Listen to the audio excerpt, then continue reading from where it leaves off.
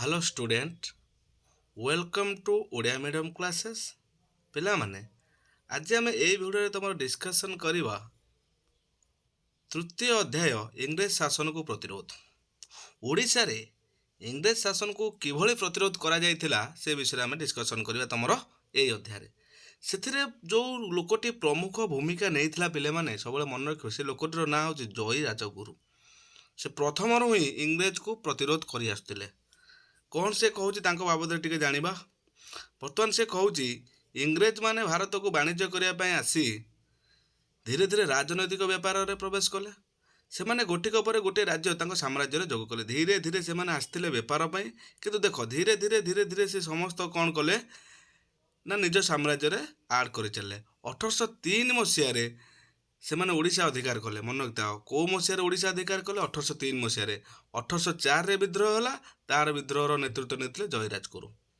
जो वर्ष सी ओडिशा अधिकार कले से वर्ष पर वर्ष विद्रोह करते जय राजगुरु ताक विषय जाना जय राजगुरु होउछन्ति जड़े महान स्वाधीनता संग्रामी पिले माने 1739 अक्टोबर 29 पवित्र कार्तिक मासर शुक्ल नवमी रे पुरी जिले में जन्मग्रहण करते एते मन रखा ना केवल मन रख डेट 1739 अक्टोबर 29 पुरी जिलार हरेकृष्णपुर क्लीयर तांको बापा नाम चांद राजगुरु माता नाम हारामणी मन रखिले भल न रखिले एतरु क्वेश्चन आसब ना तांको कहीं जय राजगुरु बोली कहुए प्रश्न जदि आसे कारण से माने खोर्धा राजा उपदेष्टा और आध्यात्मिक गुरु थे से पारंपरिक रीति राजगुरु कहुला यहाँ भेरी इंपोर्टाट क्वेश्चन आपको तुम पिले मन रख बाल्यकाल जय राजगुरुकर संस्कृत में अगाध पांडित्य थिला वेद पुराण श्लोक इत्यादि कौन करते से आराम से अध्ययन करी अन्य पंडित मान सहित कौन करते विद्वान चर्चा करुले राज्यसभा से केमिति आविर्भाव हेले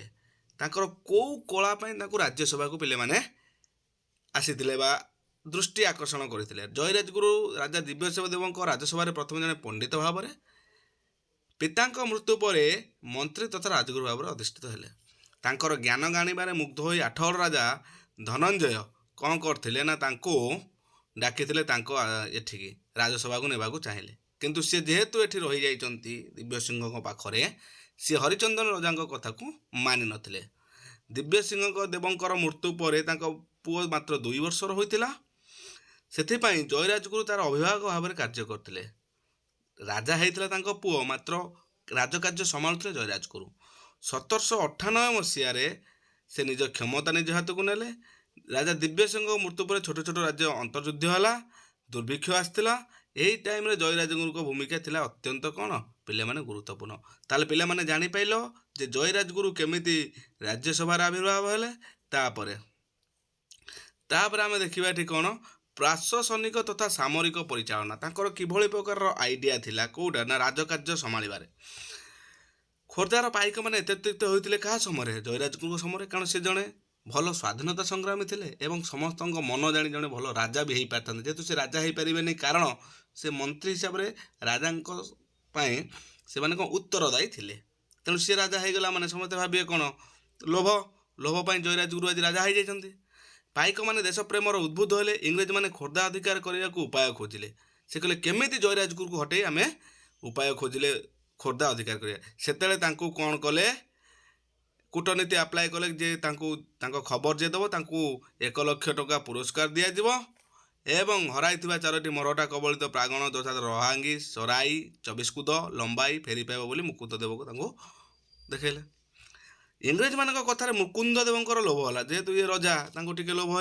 मुकुंद देवंकर से इंग्रेज मान को साहाय्य कले जय राजगुरु किंतु मना करुले ना तमें तांको विश्वास करनी इंग्रेज मानू किंतु ये कथा मानिले जेहेतु कथा मानिले इंग्रेज माने शेष विश्वासघात कले मुकुंद देव कौन से प्रांगण पाइले ना कारण से जानी थे इंग्रेज माने कौ टाइप रो मेंटालिटी लोक से कथा कहीदेवे भल किंतु काम कला बेले ओलटा इंग्रेज मान विरुद्ध युद्ध करने जय राजगुरु मुकुंद देव को परामर्श देले राजा मुकुंद देव इंग्रेज मान कौन से आदेश मानिले ना से मराठा साहाଯ୍य नहीं खोर्धार इंग्रेज मान तोड़ापी स्थिर कले 1804 मसीह पिपिली इंग्रेज मान को आक्रमण कले कर्नेल हारकोट मेजर फ्लेचर को मांद्राजु सैन्य मान नेतृत्व नहीं आसिया निर्देश देले मेजर फ्लेचर बहुत सैन्य धरी आसी पहुँचले कौटू मद्रास आमर जोटा ता ना है चेन्नई बुझीपार ना 3 सप्ताह प्रबल युद्ध लगे पाइक मैंने वीरत्वर सहित लड़िले 1804 ଡିସେମ୍ବର 4 ଦିନ ଖୋର୍ଦ୍ଧା ଇଂରେଜ ଅଧିକୃତ ହୋଇଗଲା। ଲଢ଼ିଲେ କ'ଣ ହେବ, ସେତେବେଳକୁ ଭାରତର ଅଧେ ଅଂଶ ସେମାନେ ଅକ୍ତିଆର କରିସାରିଲେଣି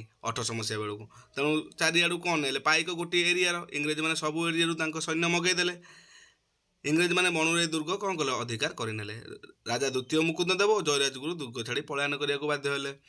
ଡିସେମ୍ବର 5 ତାରିଖ ଦିନ ରାଜାଙ୍କୁ ତଡ଼ି ଦିଆଗଲା ବୋଲି ଘୋଷଣା କରାଗଲା। ଜୟୀରାଜଗୁରୁଙ୍କୁ ବହୁ କଷ୍ଟରେ ଧରାଗଲା। ମୁକୁନ୍ଦଦେବଙ୍କୁ ବାରବାଟୀ ଦୁର୍ଗରେ ବନ୍ଦୀ କରି ରଖାଗଲା। ପରେ ତାଙ୍କୁ ମୁକ୍ତ କରାଯାଇ ଜଗନ୍ନାଥ ମନ୍ଦିର ଦାୟିତ୍ୱରେ ପୁରୀକି ରଖାଗଲା। ତାଙ୍କୁ ସେଠୁ ବାହାର କରିଦେଇ ଜଗନ୍ନାଥ ଦାୟିତ୍ୱରେ ମୁକୁନ୍ଦଦେବଙ୍କୁ ପଠାଇଦେଲେ, ତୁମେ ସେଠି ଜଗନ୍ନାଥ ମନ୍ଦିରଙ୍କ ଦାୟିତ୍ୱ ନିଅ। ତାପରେ କ'ଣ ନା ଜୟୀରାଜଗୁରୁ ଶହୀଦ ହେଲେ। କେମିତି? ଇଂରେଜମାନେ ବିଚାର କରି ଜୟୀରାଜଗୁରୁକୁ ଦୋଷୀ ସାବ୍ୟସ୍ତ କରିଥିଲେ, କାରଣ ତାଙ୍କ ପାଖରେ କ'ଣ ଥିଲା, ପଲିଟିକାଲ ପାୱାର ଥିଲା। ସେମାନେ ଜୟୀରାଜଗୁରୁକୁ କ'ଣ କଲେ, ଶହୀଦ କରିବା ପାଇଁ, ଶହୀଦ ନୁହଁ, ମାରିଦେବା ପାଇଁ। କାରଣ ସେମାନେ ଆମ ଆଖିରେ, ଭାରତୀୟମାନଙ୍କ ଆଖିରେ ଶହୀଦ, କିନ୍ତୁ ସେମାନଙ୍କ ଆଖିରେ ତାଙ୍କୁ ମୃତ୍ୟୁଦଣ୍ଡ ଦେବା ପାଇଁ ଚିନ୍ତା କଲେ। ସିଏ ମେଦିନୀପୁର ଠାରେ ଏକ ବରଗଛର 2 ଡାଳକୁ ଏକାଠି କରି ସେଥିରେ ତାକୁ ବାନ୍ଧି ଅତି ନିଷ୍ଠୁର ଭାବରେ ଫାଶୀ ଦେଇଦେଲେ। ଶହୀଦ ବିପ୍ଳବୀ ଜୟୀରାଜଗୁରୁଙ୍କ ଦେଶପ୍ରେମ, ଦେଶଭକ୍ତ ଓ ତ୍ୟାଗର ପଟାନ୍ତର ନାହିଁ। କାରଣ ସେଭଳି ଲୋକ ଆଜି ସମାଜ ପାଇଁ ବିରଳ। କାରଣ ସେଭଳି ଲୋକ, ସେଭଳି ସଂଗ୍ରାମୀ ଆଜି କାହାନ୍ତି, ଯିଏ ଦେଶ ପାଇଁ, ଜାତି ପାଇଁ ପ୍ରାଣ ଦେବାକୁ ମଧ୍ୟ ପଛେଇ ନଥିଲେ। ଇଂରେଜମାନଙ୍କର ନିଷ୍ଠୁରତା ଆଗରେ ମଧ୍ୟ ସେମାନେ ହାର ମାନି ନଥିଲେ।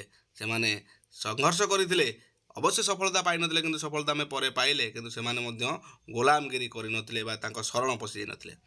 ଓଡ଼ିଶାରେ ପାଇକ ବିଦ୍ରୋହ 1817 ଓ ଏଥିରେ ବକ୍ସି ଜଗବନ୍ଧୁଙ୍କର କ'ଣ ଭୂମିକା ରହିଛି, ଏଥିରେ ଡିସ୍କସନ୍ ଆମେ କରିବା।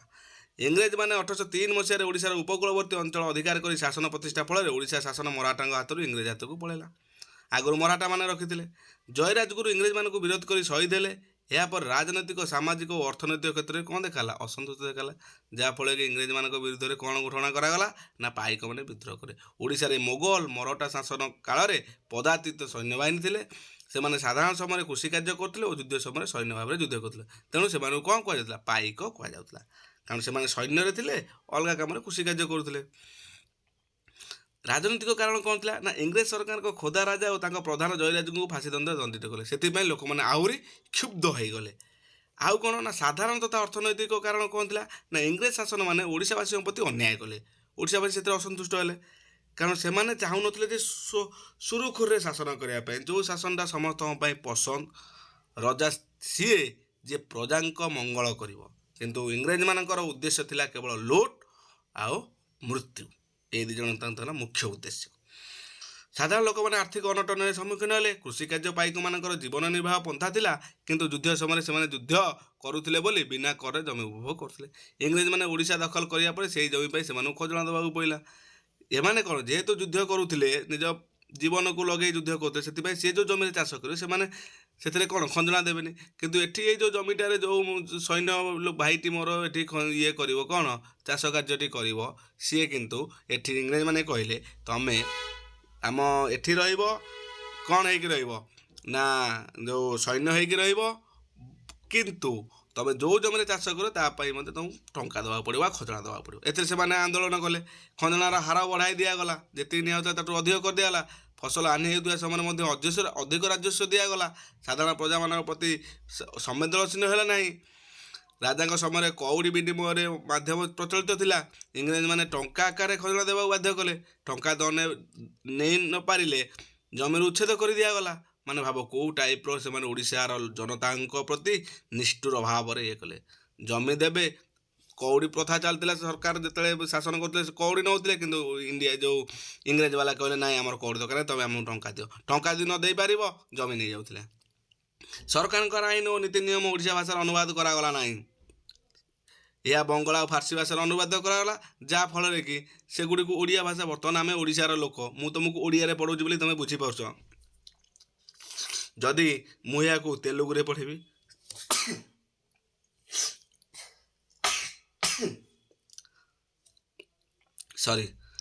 ଯଦି ମୁଁ ଏଇ ନୀତି ନିୟମ ଗୁଡ଼ିକୁ ତେଲୁଗୁରେ ପଢ଼ିବି, ତୁମର ଯାହା ଏଇ ଯେଉଁ ବିଷୟ ପଢ଼ୁଛି ତାକୁ ମୁଁ ତେଲୁଗୁରେ ପଢ଼ିବି, ତୁମେ କ'ଣ ବୁଝିପାରିବ?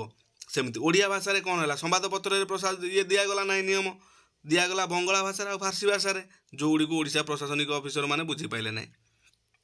ଏହାର ସୁଯୋଗରେ ପ୍ରଶାସନିକ ଅଫିସର ଓ ପୋଲିସ କର୍ମଚାରୀ ଓଡ଼ିଆମାନଙ୍କ ପ୍ରତି କ'ଣ କଲେ, ଅତ୍ୟାଚାର କରିଚାଲିଲେ। ସେମାନେ ସିନା ବୁଝିଲେ ଗୋଟେ ଜିନିଷ, କ'ଣ କହିବେ, ବୁଝିପାରିଲେନି, କରିବେ କ'ଣ?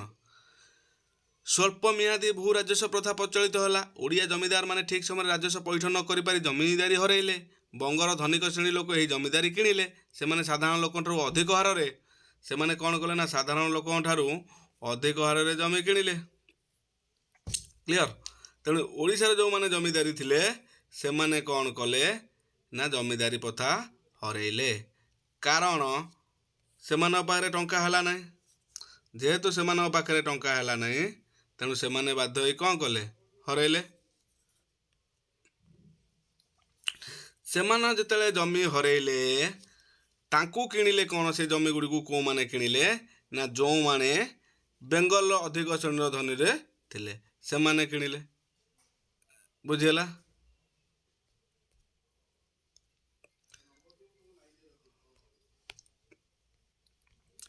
ତାପରେ ଦେଖ ଏହିସବୁ ଜିନିଷ ଗୁଡ଼ିକ ହେବା ଫଳରେ ଲୋକମାନେ କ'ଣ ହେଲେ ଅର୍ଥନୈତିକ ଅତ୍ୟାଚାରରେ ଅତିଷ୍ଠ ହୋଇଗଲେ।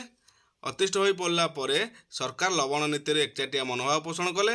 ମୁକ୍ତ ଭାବରେ ଆଗରୁ ଲୁଣ ମାରି ପାରୁଥିଲେ କିନ୍ତୁ ଏବେ କ'ଣ କଲେ ନା ତାପରେ କର ଲଗାଇଦେଲେ। 6 ଗୁଣା ପୁଣି ଅଧିକ କର ଲଗାଇଦେଲେ।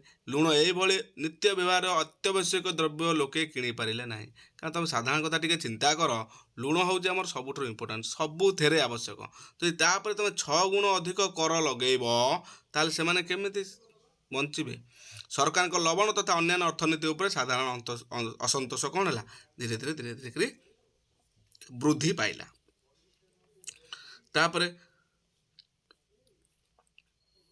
ପ୍ରତ୍ୟକ୍ଷ କାରଣ କ'ଣ ଥିଲା ନା ପ୍ରତ୍ୟକ୍ଷ କାରଣ ପିଲାମାନେ ଥିଲା କ'ଣ ନା ଇଂରେଜ ସରକାରଙ୍କର ପ୍ରିୟା ପ୍ରୀତି ତୋଷଣ ଭାବ, ଅନ୍ୟାୟ, ଅତ୍ୟାଚାର, ଅମଲାମାନଙ୍କର ଦୁର୍ନୀତି, ବଙ୍ଗଳା ଅଫିସରଙ୍କର ଓଡ଼ିଆମାନଙ୍କ ପ୍ରତି ଦୁର୍ବ୍ୟବହାର ଓ ସର୍ବୋପରେ ସର୍ବରକାରମାନଙ୍କର କୂଟ ଚକ୍ରାନ୍ତରେ ଖୋର୍ଦ୍ଧା ରାଜାଙ୍କ ସେନାପତି ଜଗବନ୍ଧୁଙ୍କୁ ତାଙ୍କର ଜମିଦାରରୁ ବଞ୍ଚିତ କରିବା ଯୋଗୁଁ ଖୋର୍ଦ୍ଧାରେ ପାଇକ ବିଦ୍ରୋହ ଆରମ୍ଭ ହେଲା। ଏଠି ଆଉ ଜଣେ ମୁଖ୍ୟ ଜୟୀରାଜଗୁରୁ ପରେ ଏଠି ଆଉ ଜଣେ ମୁଖ୍ୟ ଭୂମିକା ନେବାକୁ ଆସିଲେ ସ୍ୱାଧୀନତା ସଂଗ୍ରାମୀ। ତାଙ୍କ ନାଁ ପିଲାମାନେ ହେଲା କ'ଣ ନା ବକ୍ସି ଜଗବନ୍ଧୁ। ଆମେ ଦ୍ୱିତୀୟ ଭିଡ଼ିଓରେ ବକ୍ସି ଜଗବନ୍ଧୁଙ୍କର ଭୂମିକା ବିଷୟରେ ଡିସ୍କସନ୍ କରିବା ଏବଂ ଜାଣିବା ଯେ ଇଂରେଜମାନଙ୍କ ବିରୁଦ୍ଧରେ ବକ୍ସି ଜଗବନ୍ଧୁଙ୍କର କି ପ୍ରକାର ଭୂମିକା ଥିଲା। ସେ ପର୍ଯ୍ୟନ୍ତ ଆମକୁ ବିଦାୟ ଦିଅନ୍ତୁ। ଜୟ ଜଗନ୍ନାଥ।